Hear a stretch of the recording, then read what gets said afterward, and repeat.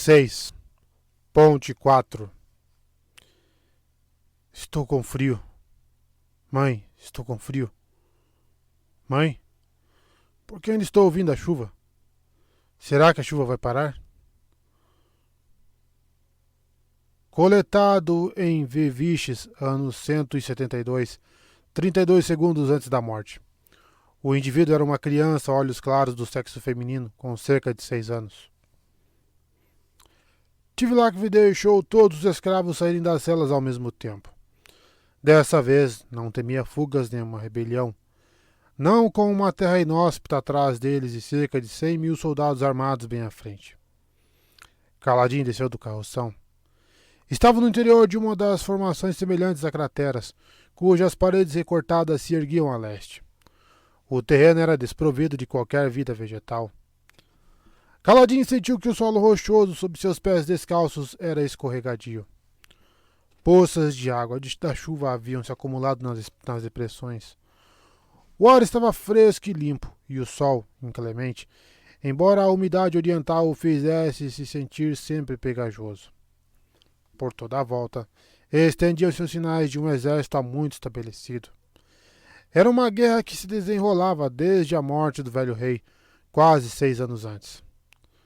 Todos contavam histórias sobre aquela noite, e a noite em que os homens da tribo Parcha indiana haviam assassinado o rei Gavilar. Pelotões de soldados passavam marchando, seguindo as indicações de círculos pintados a cada intersecção.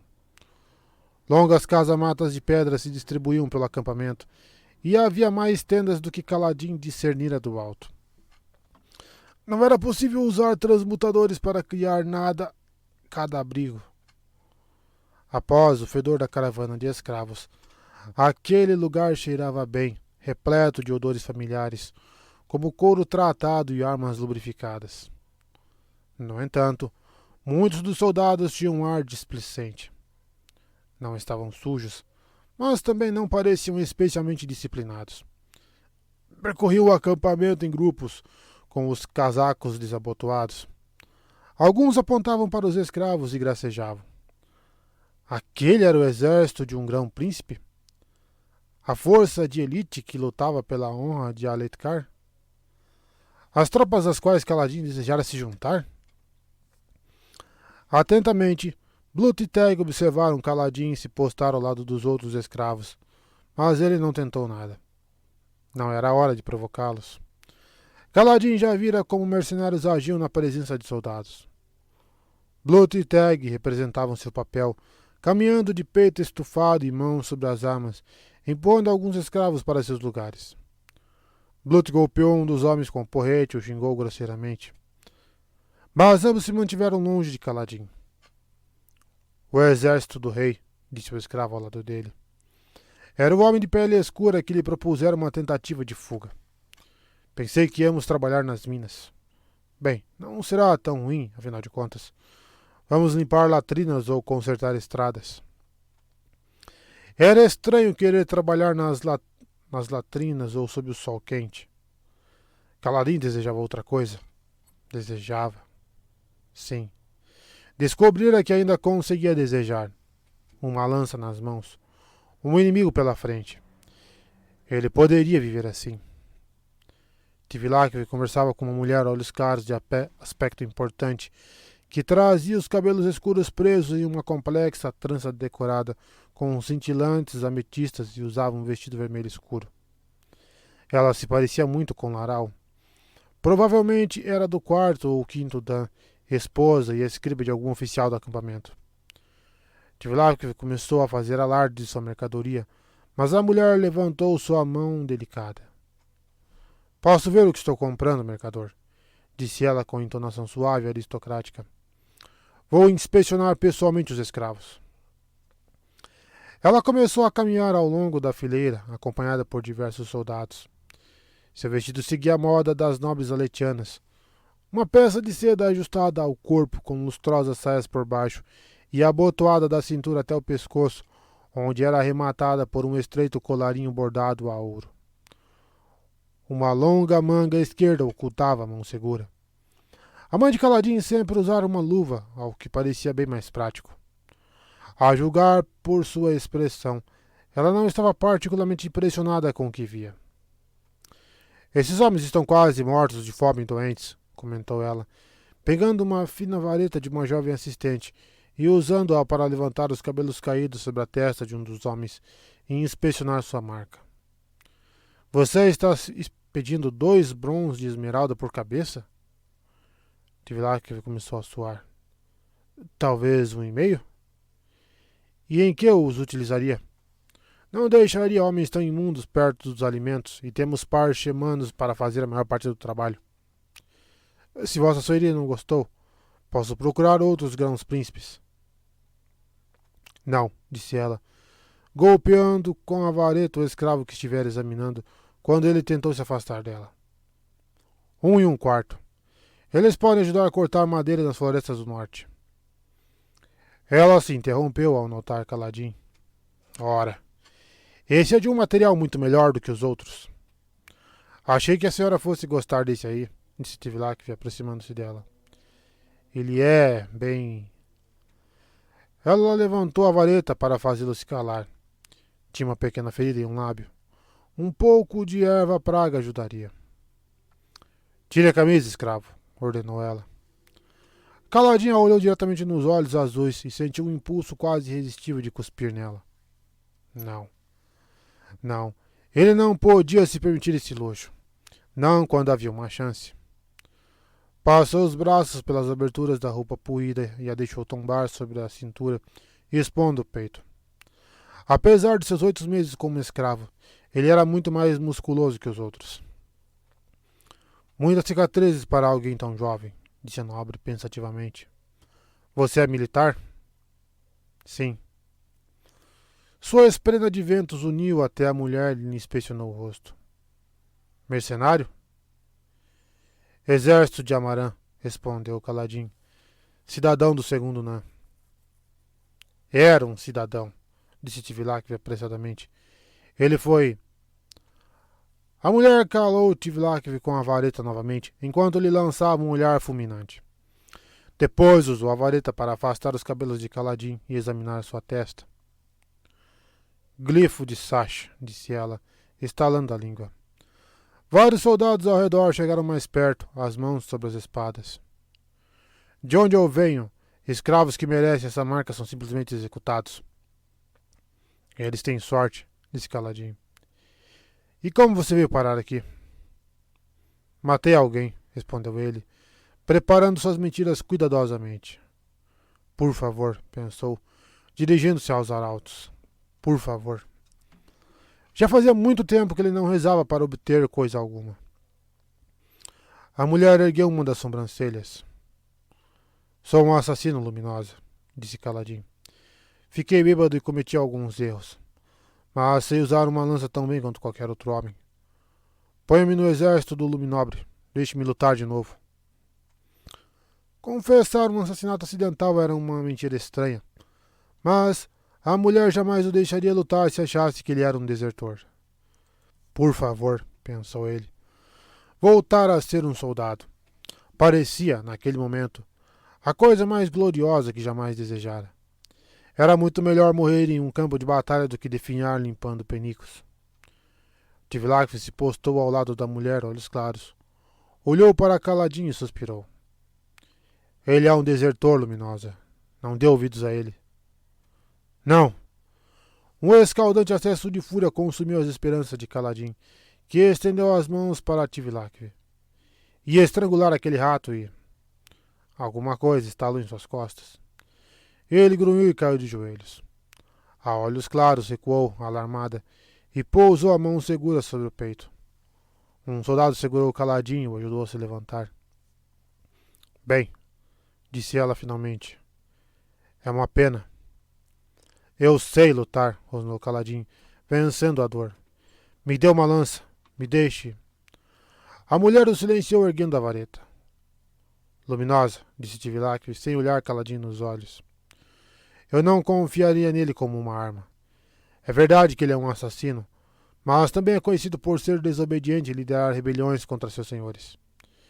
Eu não posso vendê-lo à senhora como soldado. Minha consciência não permite. Ele hesitou. Ele pode ter corrompido todos os homens de sua cela com conversas sobre fugir. Minha honra exige que eu diga isso à senhora. Caladin rilhou os dentes. Sentiu-se tentado a derrubar o soldado atrás dele, pegar a lança e passar seus últimos momentos enfiando-a na volumosa barriga de Tivlak. Por quê?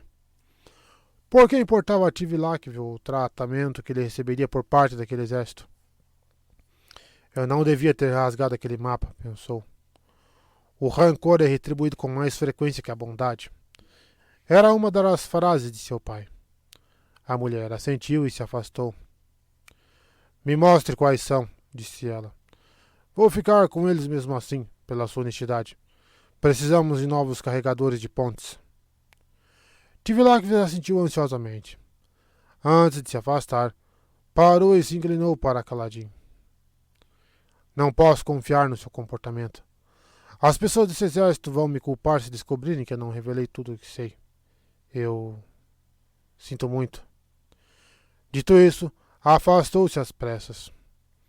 Caladin emitiu um som gutural e se livrou dos soldados, mas permaneceu na fileira. Que assim fosse. Cortar árvores, construir pontes, lutar no exército. Nada daquilo importava. Ele apenas continuaria a viver. Haviam tirado sua liberdade, sua família, seus amigos e, a coisa mais preciosa de todas, seus sonhos. Não poderiam lhe fazer mais nada. Após a inspeção, a olhos claros pegou uma prancheta que estava com sua assistente e fez algumas rápidas anotações em um papel. Tivlak lhe entregou um caderno de registros que detalhava quanto cada escravo havia pagado para reembolsar sua dívida. Caladin conseguiu vislumbrar a conclusão. Ninguém pagara nada. Talvez Tivlak estivesse mentindo. Não era improvável. Caladin provavelmente deixaria que todos os seus salários fossem destinados ao pagamento de sua dívida. Queria ver a cara deles quando percebessem que ele estava pagando para ver. O que fariam quando ele estivesse prestes a pagar sua dívida? Provavelmente nunca descobriria. Isso poderia levar de 10 a 50 anos, dependendo de quanto ganhasse um carregador de pontes. A mulher, olhos claros, encaminhou a maioria dos escravos para os trabalhos na floresta. Meia dúzia dos mais magros foram enviados para os refeitórios, apesar do que ela dissera antes.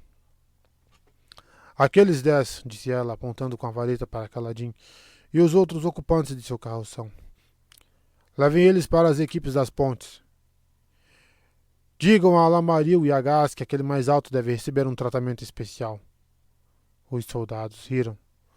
Um deles começou a empurrar o grupo de Caladin por uma trilha. Caladin suportou o tratamento. Aqueles homens não tinham motivos para serem gentis, e ele não lhes daria um motivo para serem mais duros.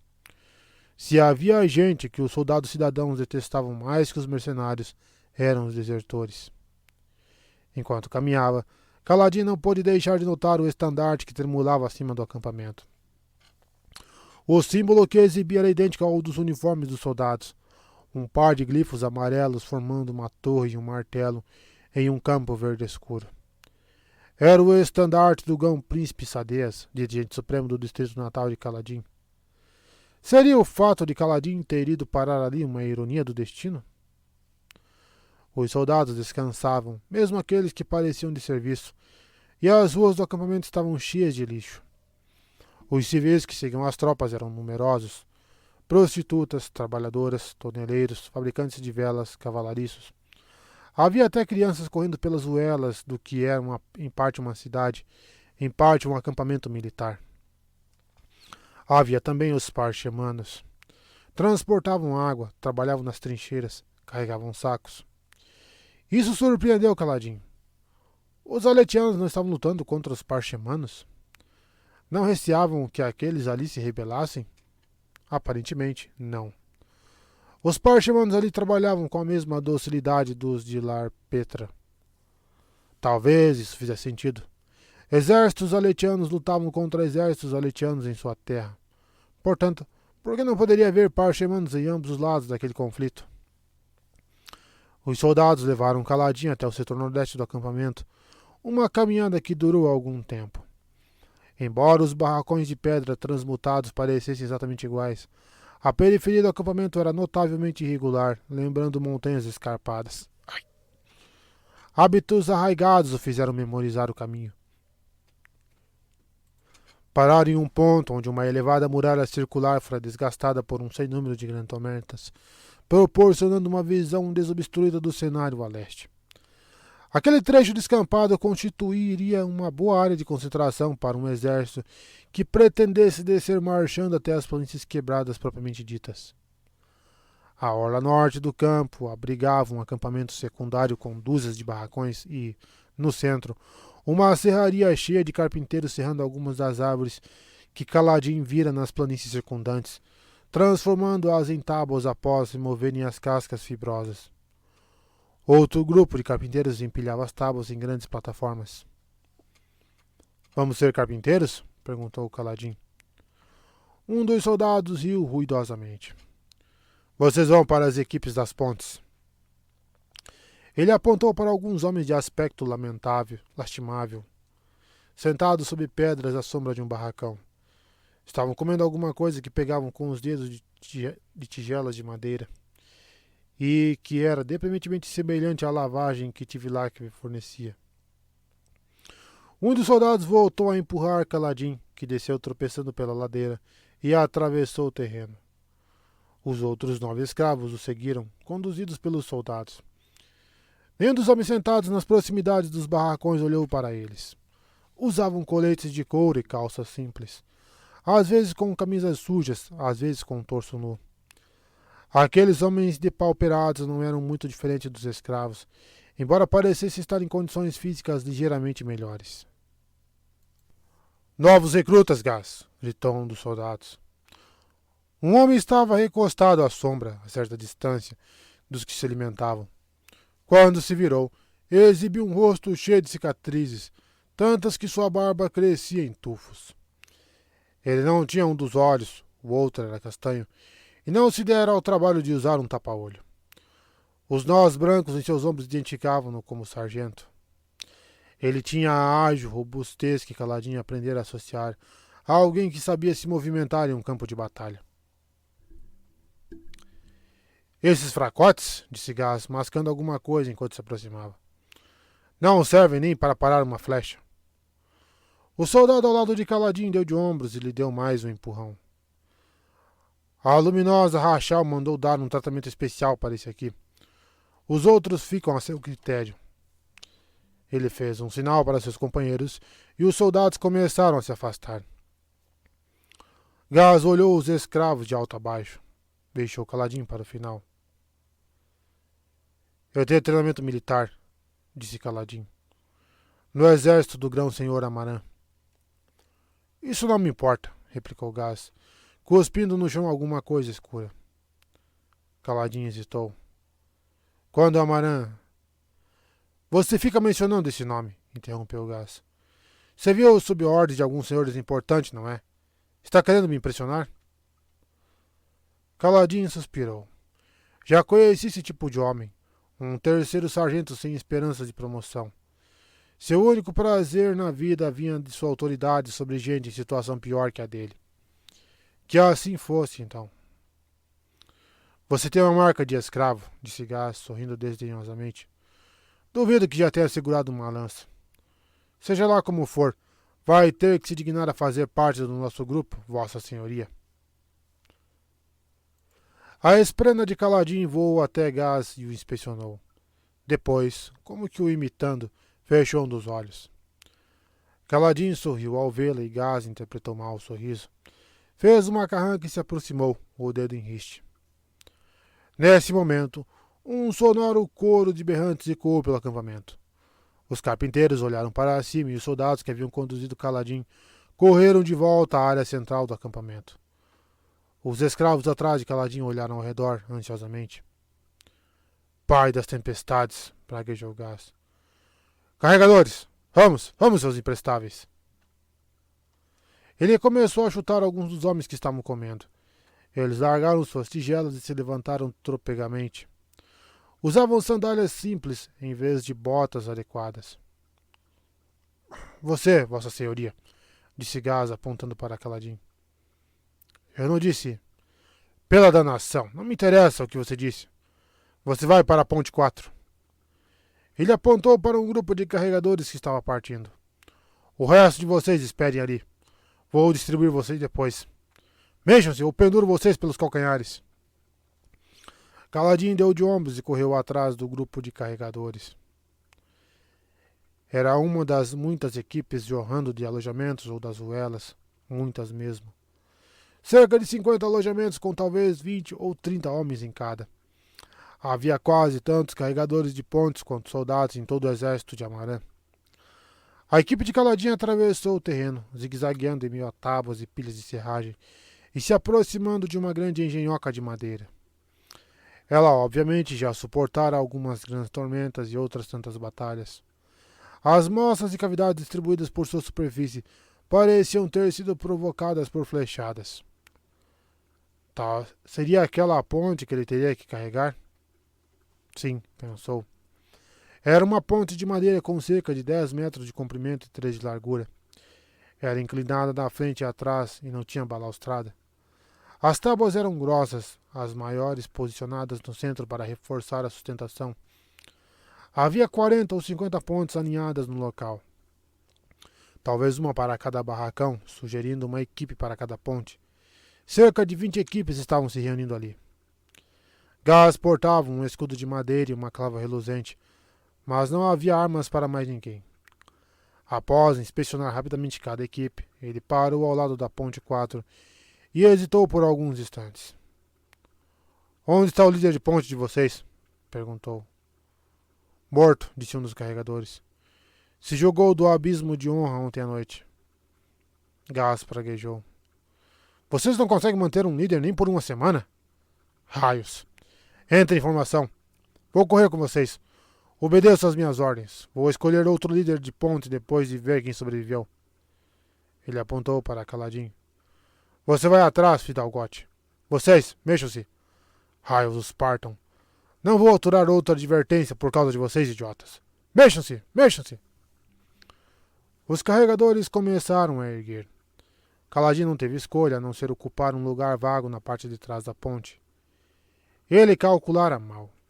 Cada ponte tinha entre 35 e 40 homens por equipe.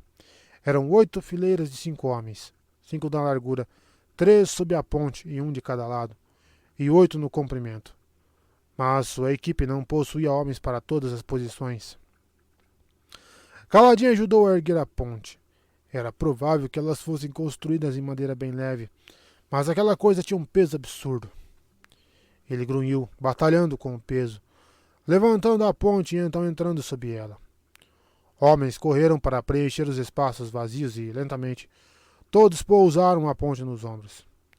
Pelo menos havia barras abaixo que ofereceram apoio. Os outros homens tinham almofadas nas ombreiras dos coletes, de modo a amortecer a pressão e ajustar os ombros aos suportes. Kaladin não recebera nenhum colete, portanto, os suportes pressionavam sua pele sem qualquer anteparo. Ele não conseguia ver nada. A concavidade existente para abrigar sua cabeça lhe bloqueava a visão em todas as direções.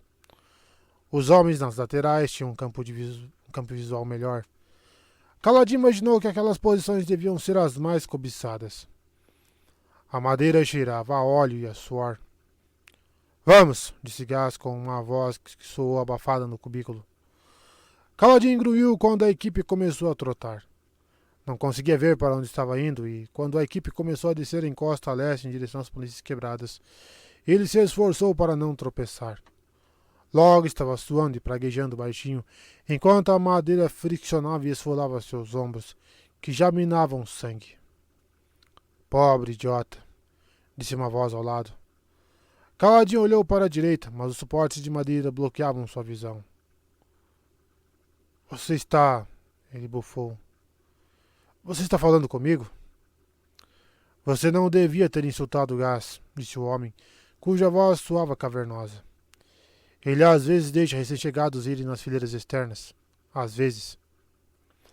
Kaladin tentou responder, mas estava sem fôlego. Pensou que estivesse em melhor forma, mas passara 8 meses sendo alimentado com lavagem, sofrendo espancamentos e suportando grandes tormentas em porões com goteiras, celeiros lamacentos ou celas. Não era mais o mesmo. Respire profundamente, disse a voz abafada. Concentre-se nos passos. Conte os passos. Isso ajuda. Caladinho seguiu o conselho. Podia ouvir as outras equipes trotando nas proximidades. Mais atrás, ecoavam os sons familiares de homens marchando e cascos martelados a pedras. Eles estavam sendo perseguidos por um exército. Abaixo, petrobulbos e pequenas trilhas de casca pétrea botavam na pedra e o faziam tropeçar. Coberta de saliências rochosas, as planícies quebradas pareciam ser acidentadas e irregulares. Isso explicava por que não se utilizava rodas para as pontes.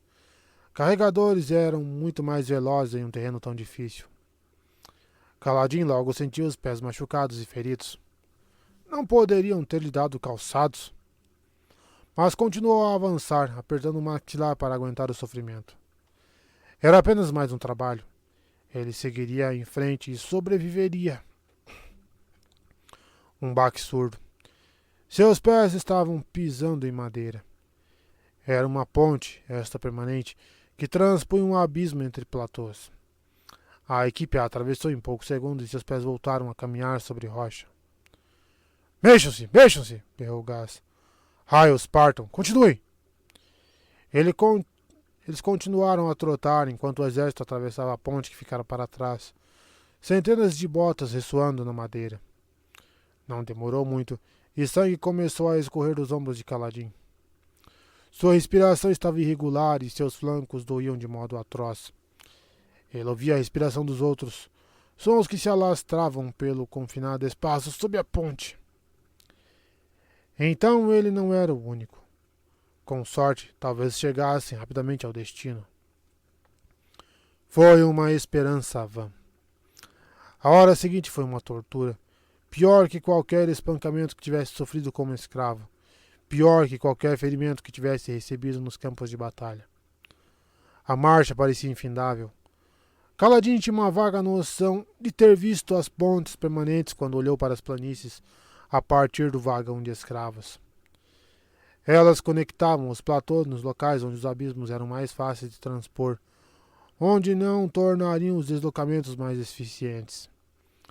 O que muitas vezes, por exemplo, envolvia desvios para o norte ou para o sul, antes que pudesse seguir para leste. Os carregadores rosnavam, praguejavam, gemiam e logo se calavam. Cruzavam ponte após ponte, platôs após platô. Caladinho não chegou a ter a oportunidade de dar uma boa olhada nos abismos. Apenas continuava a trotar e trotar. E já não conseguia sentir os pés. Continuou a trotar. Sabia que, se parasse, seria espancado. Tinha a sensação de que seus ombros haviam sido esfolados até os ossos. Tentou contar os passos, mas estava exausto demais até para isso. Mas não parou de avançar. Finalmente, misericordiosamente, Gás os mandou parar. Caladinho ficou tonto e parou cambaleante, quase desabando no chão. Levantem! Berrou Gás. Os homens levantaram a ponte. Os braços de Caladinho estremeceram com esforço, depois de tanto tempo segurando a ponte em uma só posição. Larguem! Dando alguns passos para o lado, os homens sob a ponte seguraram as empunhaduras laterais. Foi um movimento desajeitado e difícil, mas, aparentemente, aqueles homens tinham prática. Em seguida, pousaram a ponte no chão. Empurre! Caladinho recuou, confuso, enquanto os homens empurravam as empunhaduras nas laterais e na traseira da ponte. Estavam à beira de um abismo desprovido de pontes permanentes. Outros carregadores, em ambos os lados, também empurravam suas pontes para a frente. Caladinho olhou por sobre o ombro. O exército era composto por aproximadamente 2.000 homens, vestidos de branco e verde floresta. Eram 1.200 lanceiros olhos escuros e algumas centenas de cavaleiros montando raros e preciosos cavalos. Mais atrás, a infantaria pesada. Um grande grupo de olhos claros metidos em espessas armaduras, empunhando massas de escudos de aço quadrados. Haviam escolhido, ao que parecia, um local onde o abismo era estreito e o primeiro platô um pouco mais elevado que o segundo. A ponte tinha um comprimento 2 vezes maior que a largura do abismo. Percebendo que Gaz o xingava, Kaladin se juntou aos demais no esforço de empurrar a ponte sobre o solo pedregoso. Quando ela enfim se acomodou no outro lado, com um baque cego, os carregadores se afastaram para deixar a cavalaria passar. Kaladin estava exausto demais para observar. Tombou sob as pedras e se deitou de costas, escutando os passos da infantaria retumbarem pela ponte. Virando a cabeça para o lado, viu que os outros carregadores haviam caído também. Com o escudo pendurado nas costas, Gaz caminhava em meio a eles, balançando a cabeça e resmungando alguma coisa sobre a inutilidade dos carregadores. Kaladin desejou permanecer ali, olhando para o céu, alheio ao mundo. Seu treinamento o alertava, no entanto, que isso poderia lhe causar cãibras, o que faria o caminho de volta ser ainda pior. Aquele treinamento pertencia a outro homem de outra época, quase da Era Sombria. Porém, embora Kaladin pudesse não ser mais aquele homem, podia ainda escutá-lo. Portanto, com um gemido, obrigou-se a se sentar e massagear os músculos. Os soldados atravessaram a ponte em fileiras de 4, com lanças erguidas e os escudos à frente. Gaz os observava com óbvia inveja, enquanto a esprema de Kaladin dançava ao redor de sua cabeça. Apesar da fadiga, Kaladin sentiu um pouco de ciúme. Por que estaria ela se ocupando com aquele fanfarrão, em vez de se ocupar com ele? Após alguns minutos, Gaz notou Kaladin e franziu o senho. Ele está se perguntando por que você não está deitado, disse uma voz familiar. O homem que estava correndo ao lado de Kaladin jazia no solo a pouca distância, contemplando o céu. Era um homem mais velho, de cabelos grisalhos, cujo rosto comprido e curtido complementava sua voz amável. Ele parecia tão exausto quanto Kaladin. Kaladin continuou massageando as pernas, ignorando Gaz deliberadamente. Depois rasgou algumas tiras dos andrajos que cobriam e os enrolou nos pés e nos ombros. Felizmente, como escravo, estava acostumado a andar descalço. Assim, os estragos não haviam sido grandes. Quando terminou, os últimos soldados estavam passando pela ponte, seguido por diversos olhos claros a cavalo, metidos em armaduras reluzentes. Um homem que cavalgava no meio do grupo envergava uma majestosa armadura fractal. Era diferente da que Kaladin tinha visto. Diziam que cada armadura era uma obra de arte única, mas transmitia a mesma sensação. Ornamentada, composta por peças entrelaçadas, era encimada por um esplêndido elmo com a viseira aberta. De algum modo, a armadura parecia estranha, como se tivesse sido confeccionada em outros tempos, em uma época em que os deuses andavam por Roshar. Aquele é o rei? Perguntou Kaladin. O carregador mais velho riu com um ar cansado. Quem dera. Kaladin olhou para ele, franzindo a testa. Se fosse o rei, significaria que estamos no exército do Luminobre Dalinar. O nome era vagamente familiar a Kaladin. Ele é um grão príncipe, certo? Tio do rei? Isso. O melhor dos homens, o fractário mais honrado do exército real. Dizem que ele nunca descumpriu a palavra. Kaladin bufou com desprezo. Diziam a mesma coisa de Amaran. Seria muito melhor estar no exército do Grão Príncipe da Linar, garoto, disse o homem mais velho. Ele não usa carregadores de pontes. Não como esses, pelo menos. Muito bem, seus quingrejos, gritou Gaz. De pé! Os carregadores gemeram e se puseram de pé aos tropeções. Kaladin suspirou. O breve descanso servira apenas para lhe revelar como estava exausto. Fico feliz em retornar, murmurou. Retornar? Replicou o outro carregador. Não vamos voltar? Seu companheiro riu secamente. Garoto, nós ainda estamos longe de chegar, e se dê por feliz. A chegada é a pior parte. Assim começou a segunda fase do pesadelo. Eles atravessaram a ponte, puxaram-na para o outro lado e a puseram novamente sobre os ombros machucados e recomeçaram a trotar. Na beirada de outro abismo, baixaram de novo a ponte. O exército a atravessou e eles reiniciaram o trabalho. Isso se repetiu por mais uma dúzia de vezes. Eles repousavam entre cada trajeto, mas Kaladin estava tão machucado e esgotado que as breves pausas não eram suficientes. Mal tinha tempo de recuperar o fôlego antes de voltar a carregar a ponte. Esperava-se que fossem rápidos. Os carregadores podiam descansar enquanto o exército atravessava a ponte, mas tinham que recuperar o tempo trotando pelos platôs, ultrapassando as filas de soldados, de modo a chegar ao abismo seguinte antes do exército.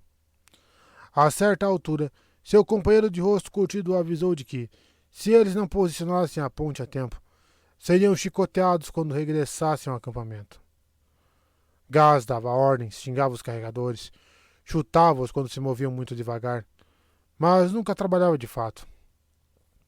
Não demorou muito para que Kaladin começasse a alimentar um ódio fervente por aquele homem descarnado, de rosto coberto por cicatrizes.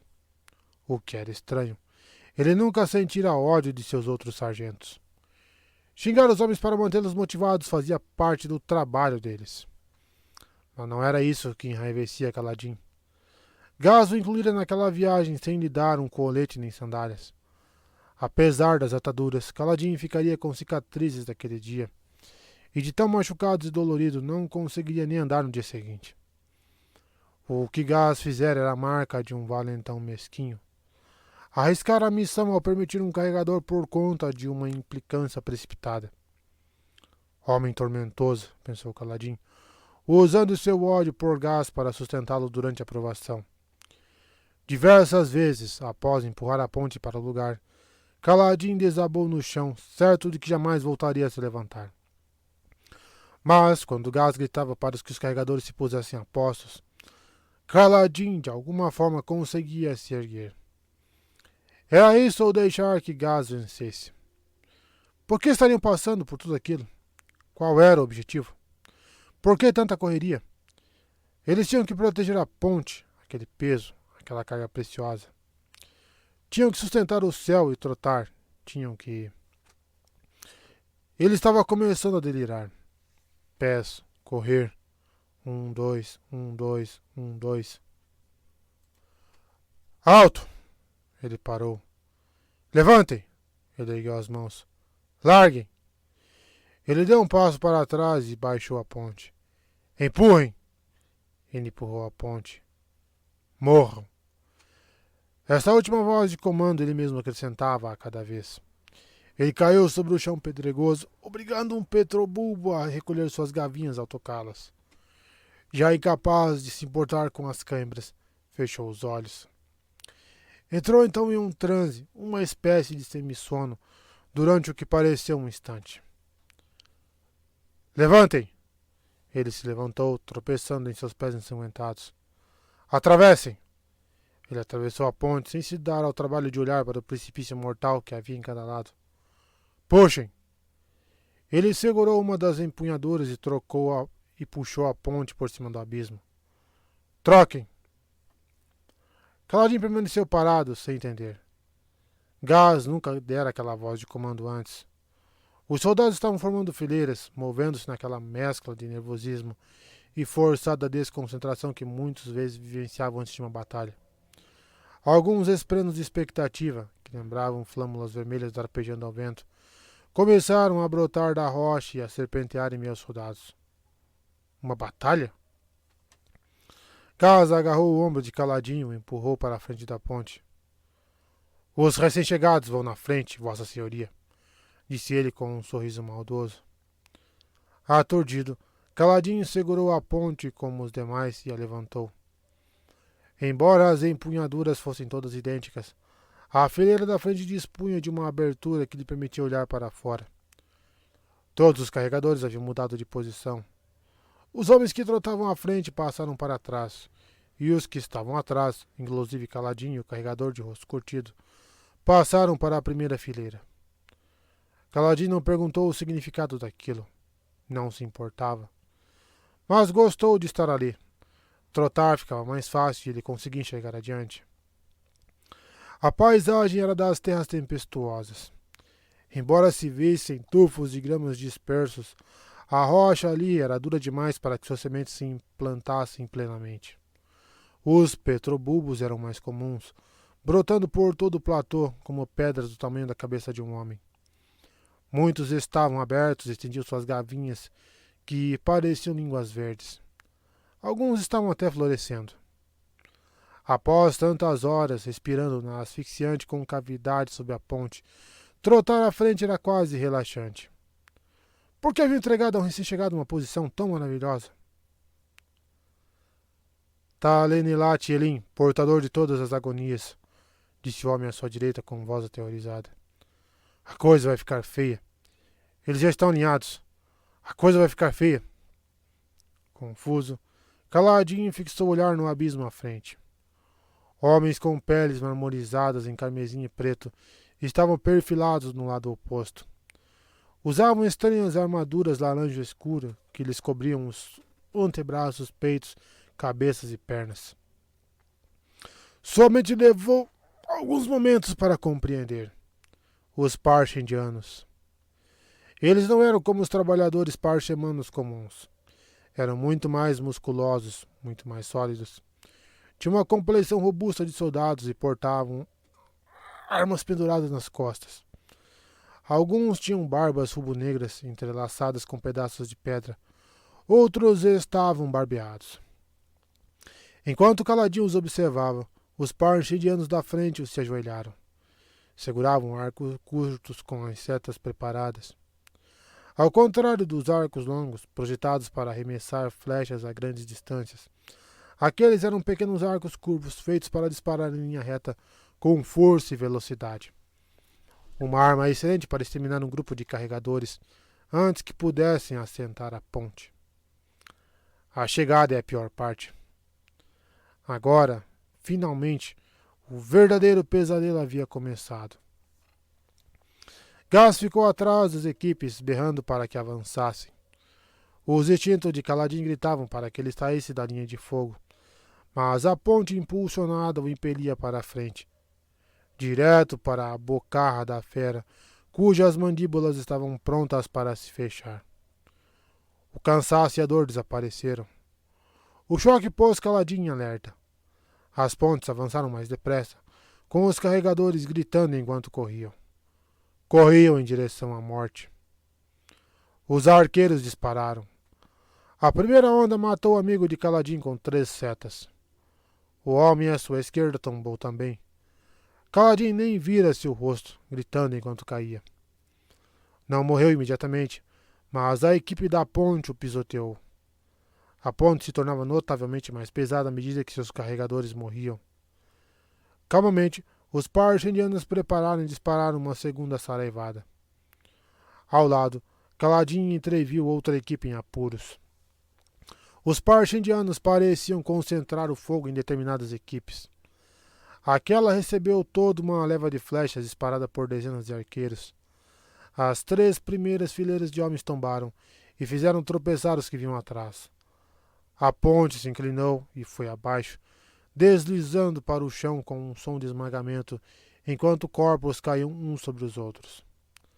Flechas uniram ao lado de Caladinho, matando 2 outros homens que estavam à frente junto com ele. Outras setas se cravaram na madeira ao redor, uma delas passando de raspão por seu rosto. Ai, cacete! Ele gritou, de medo, de choque, de dor, de puro assombro. Nunca antes se sentira tão impotente em uma batalha. Já atacara fortificações inimigas e já correra sob nuvens de flechas. Mas sempre sentira que, em certa medida, estava no controle. Tinha sua lança, tinha seu escudo. Podia reagir. Não daquela vez. Os carregadores eram como porcos correndo para um matadouro. Uma terceira rodada de flechas foi disparada e outra das 20 equipes de pontes tombou. Nuvens de flechas também partiam do lado aletiano, atingindo os parchendianos. A ponte de Caladinho estava quase chegando ao abismo. Eles já conseguiam ver os olhos negros dos parchendianos do outro lado. Distinguia os traços de seus rostos marmorizados. Por toda a volta, carregadores gritavam de dor enquanto os setas os derrubavam sob as pontes. Outra ponte desabou com estrondo, seus carregadores mortos. Na retaguarda, Gaz berrou: Levantem e soltem, seus idiotas!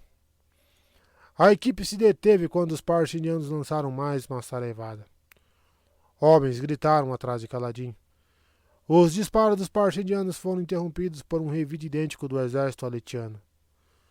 Kaladin estava desnorteado pelo choque, mas seus reflexos sabiam o que fazer. Largar a ponte e se postar na posição de empurrar. Isso expôs os carregadores que estavam a salvo nas fileiras ao fundo. Os arqueiros parchindianos, obviamente, conheciam o movimento e lançaram uma última saraivada. Uma onda de setas atingiu a ponte, derrubando mais meia dúzia de homens e respingando o sangue nas tábuas escuras. Esprenos de medo, ondulantes e violeta, brotaram da madeira e se agitaram no ar. Empurrar a ponte ficou muito mais difícil devido à perda de homens. Sentindo as mãos escorregadias, Kaladin tropeçou, caiu de joelhos e deslizou até a beirada do abismo, onde mal conseguia se segurar. Ele oscilou, com uma das mãos agarrada à pedra e a outra pendurada sobre o vazio. Somente sobrecarregada foi assaltada por uma vertigem enquanto ele contemplava a escuridão do penhasco íngreme. A altura era linda. Ele adorava escalar formações rochosas com Tien. Por reflexo, jogou-se sobre o platô e engatinhou para trás. Alguns soldados de infantaria, protegidos por escudos, estavam empurrando a ponte. Os arqueiros do exército trocavam flechadas com os parchindianos. Quando a ponte foi colocada no devido lugar, a cavalaria pesada a atravessou com estrépito, investindo contra os inimigos. 4 pontes haviam caído, mas 16 estavam posicionadas, permitindo um ataque efetivo. Kaladin tentou se mover, tentou se arrastar até a ponte, mas apenas tombou onde estava, seu corpo se recusando a obedecer. Ele não conseguia nem rolar de bruços. Eu devia ir, pensou, esgotado. Ver esse homem mais velho ainda está vivo, cuidar de seus ferimentos, salvar. Mas não conseguiu. Não conseguia se mexer, não conseguia pensar. Envergonhado, permitiu que seus olhos se fechassem e mergulhou na inconsciência. Kaladin. Ele não queria abrir os olhos. Acordar significaria retornar àquele horrendo mundo de dor. Um mundo onde homens indefesos e exaustos eram obrigados a investir contra arqueiros. Aquele mundo era o pesadelo. Kaladin. A voz feminina era suave como um sussurro mais insistente. Eles vão abandonar você. Levante-se. Você vai morrer. Eu não posso. Não posso voltar. Me deixe partir. Alguma coisa bateu em seu rosto, um leve tapa de energia que ardeu. Kaladin se encolheu. Aquilo não era nada em comparação com suas outras dores, mas era, de algum modo, muito mais exigente. Ele ergueu uma das mãos para afastar qualquer coisa. O movimento foi o bastante para dissipar seus últimos vestígios de estupor. Ele tentou abrir os olhos. Um deles se recusou a fazê-lo, pois o sangue de um corte no rosto havia escorrido e formado uma casca sobre a pálpebra. O sol se movera. Horas haviam se passado. Gemendo, ele se sentou e removeu o sangue seco que lhe cobrira o olho. O solo ao redor estava cheio de cadáveres. O ar cheirava a sangue e coisas piores. 2 arrasados carregadores sacudiam os homens caídos para verificar se estavam mortos. Caso estivessem, afugentavam os caranguejos que os devoravam e lhes arrancavam os coletes e as sandálias. Jamais se dariam o trabalho de examinar Kaladin, que não tinha nada que valesse a pena ser levado. Simplesmente o abandonariam no platô junto aos cadáveres. A esprana de Kaladin zumbiu no ar ansiosamente. Ele esfregou o queixo onde ela o golpeara. Espranos grandes como ela podiam mover pequenos objetos e aplicar pequenos beliscões de energia, o que os tornava mais incômodos. Mas daquela vez, provavelmente, ela salvara a vida de Kaladin, que grunhiu ao perceber quantos lugares em seu corpo estavam doloridos. Você tem nome, espírito? Perguntou ele, erguendo-se penosamente nos pés machucados. No platô para o qual o exército cruzara, soldados examinavam os corpos dos parches indianos mortos, procurando alguma coisa. Equipamentos, talvez. Ao que tudo indicava, as forças de Sadias haviam vencido. Pelo menos não se via nenhum parche indiano vivo. Haviam sido mortos ou fugido. O platô onde a luta fora travada parecia exatamente igual ao que eles haviam atravessado. A única diferença era que, no centro, havia um grande alguma coisa. Lembrava um enorme petrobulbo, talvez um grande casulo ou concha, com cerca de 6 metros de altura. Um dos lados fora aberto, deixando à mostra viscosas entranhas. Kaladin não notara aquilo no início da luta. Os arqueiros lhe haviam exigido toda a atenção. Um nome? Disse a espresa de vento, a voz distante. Sim, eu de fato tenho um nome. Ela olhou para Kaladin com um ar de surpresa. Por que eu tenho um nome? Como vou saber? Respondeu Kaladin, forçando o corpo a se mover.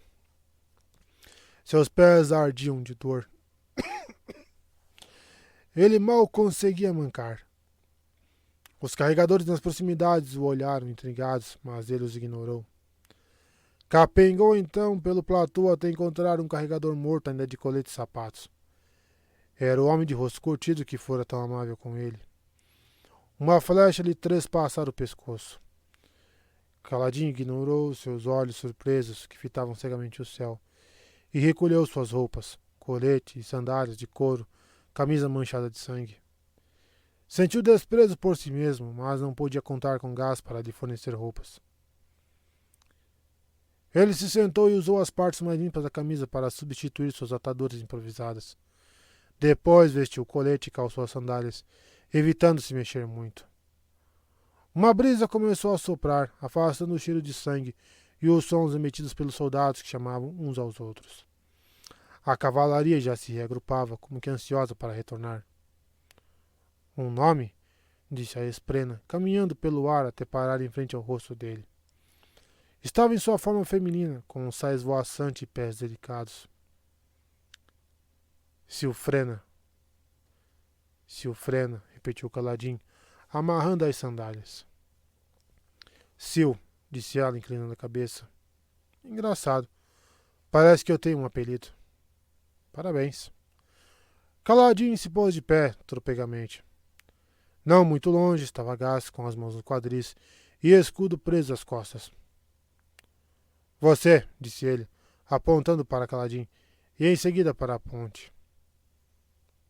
Você deve estar brincando, respondeu Kaladin, olhando para os carregadores remanescentes da equipe inicial, que estavam agrupados em torno da ponte.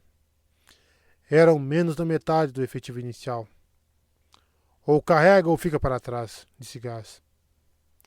Parecia estar irritado com alguma coisa. Ele esperava que eu morresse, percebeu Kaladin. Foi por isso que não se incomodou em me dar um colete nem sandálias. Eu estava na frente. Ele fora o único da primeira fileira que havia sobrevivido. Kaladin quase se sentou e se deixou que abandonassem. Mas morrer de sede em um platô isolado não era sua preferência. Cambaleou até a ponte. Não se preocupe, disse um dos carregadores. Eles vão nos deixar ir devagar agora, com várias paradas.